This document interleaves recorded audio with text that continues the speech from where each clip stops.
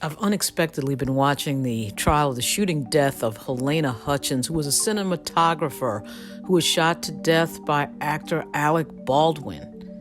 Obviously, this was always sold as an accident. Looks like it was an accident, but it's still shocking. It's no less shocking because it was an accident. Halyna Hutchins should be alive today. She's only 42 years old. This incident happened on October 21, 2021. I find it so hard to believe that this happened because there have been so many movies made, westerns, obviously a lot of other movies, cops and robbers. American cinema is just so full of movies that involve guns. And I mean, you would think that something like this almost could never happen because I can't think of a good reason why real live ammunition would be on a movie set. And apparently they do sometimes have real live ammunition on a movie set. Boy, did I learn something on that. But watching the testimony is making me think about a lot of things, including the way this case is covered versus other things in the news that are covered. You cannot deny it. The sympathy and the sort of attitude toward Alec Baldwin is just completely different in my view than it would be if this was almost anybody else. Certainly, when you watch the Jonathan Majors case, or even some of the things that you see in pro sports, and you compare them up against the way this is looked at, which from the very beginning, of course, it was looked at as an accident. And there's nothing that has happened or has been shown to show that it was not an accident. But man, it is a careless moment. If there's one thing that you're taught when it comes to firearms, it is never to point a firearm at anybody unless you're going to shoot that person. Period. End of story. I grew up with a law enforcement person in my house. So in my case, I think certainly I was around more guns than the normal average person growing up. My dad was a gun nut, but but I mean, I can just remember from like the time I could, I can't even remember how old I was. I couldn't have been any older than 4 or 5 years old, hearing him talk about gun safety all the freaking time. And in fact, my father was a hunter safety instructor. At any rate, I just have to say, I just cannot believe that this incident happened. It's interesting looking in court. I've been looking at Legal Bites as she does her analysis, which is really, really good as usual. It's really interesting to look at court, the camera going to the young lady who was the armorer on the set.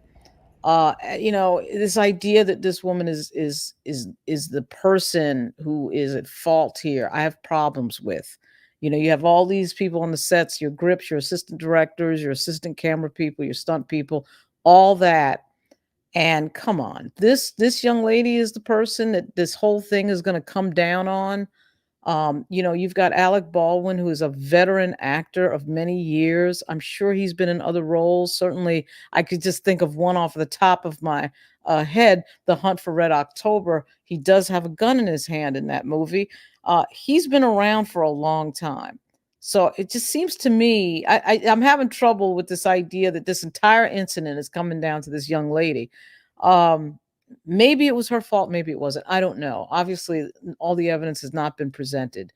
Uh, but man, I mean, it just this idea that it's all her fault is problematic, particularly when she is not the person with the gun in her hand. Her name is Hannah Gutierrez-Reed. And of course, it's understood that everybody is on a movie set and it's all make believe. But one of the other key things that you're taught with regard to guns is that when someone hands you a firearm, you are to check it yourself to see if it is loaded.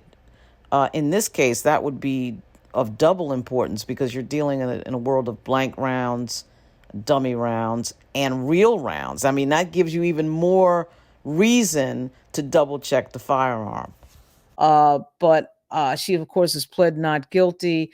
There's some extremely serious charges of involuntary manslaughter in this case, as I think most people know. I'll put that up on the screen. But it is a shocking case to watch because certainly American cinema is no stranger to firearms and using firearms. Certainly, there's got to be procedures for this.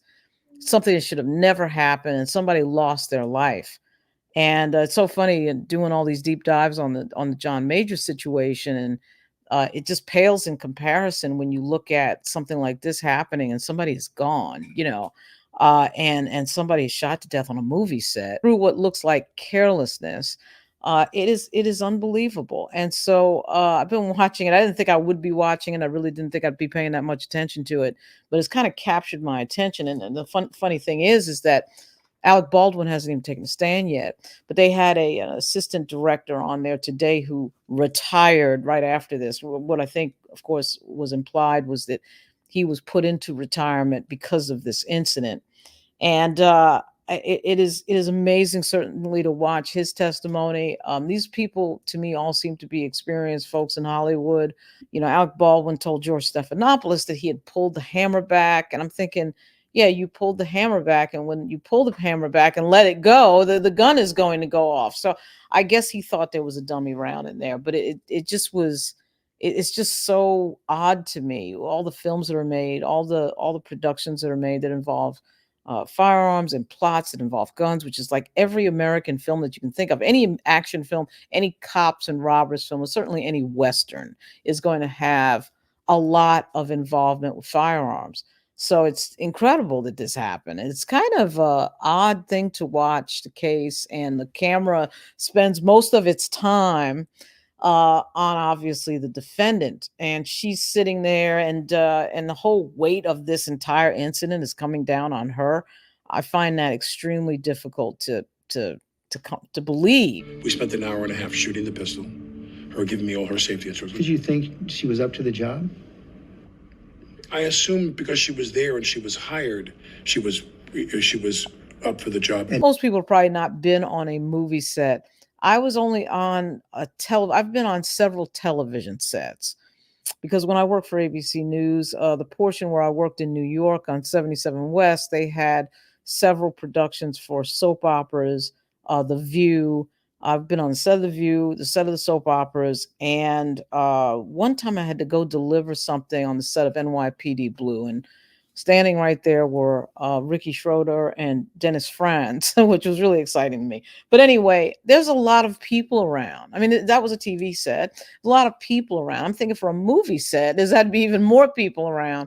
And I can remember a few times, certainly in some of the cities I've been in, certainly New York and Washington, D.C., every now and then you just run into a movie set. Like you'll see all the trailers lined up and you can tell they're shooting a movie. And then sometimes you get a glimpse of something, a scene or something like that.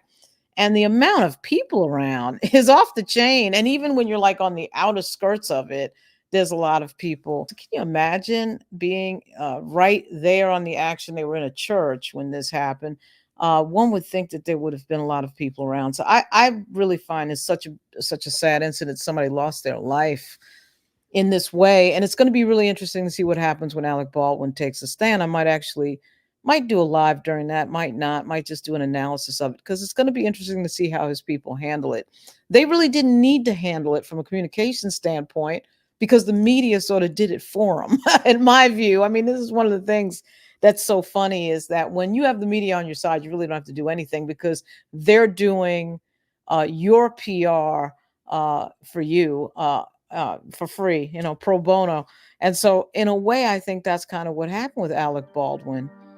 He did also too. He did. I thought he did a very aggressive move in doing that interview with George Stephanopoulos. We're going to find out whether or not that was a good idea or not. If what he says is consistent on the stand, which I suspect it will be, it'll probably be fine. He certainly didn't do the Williams and Connolly routine of not saying anything, but we'll see. We'll see what happens when he takes a stand. It's going to be very interesting. Good luck.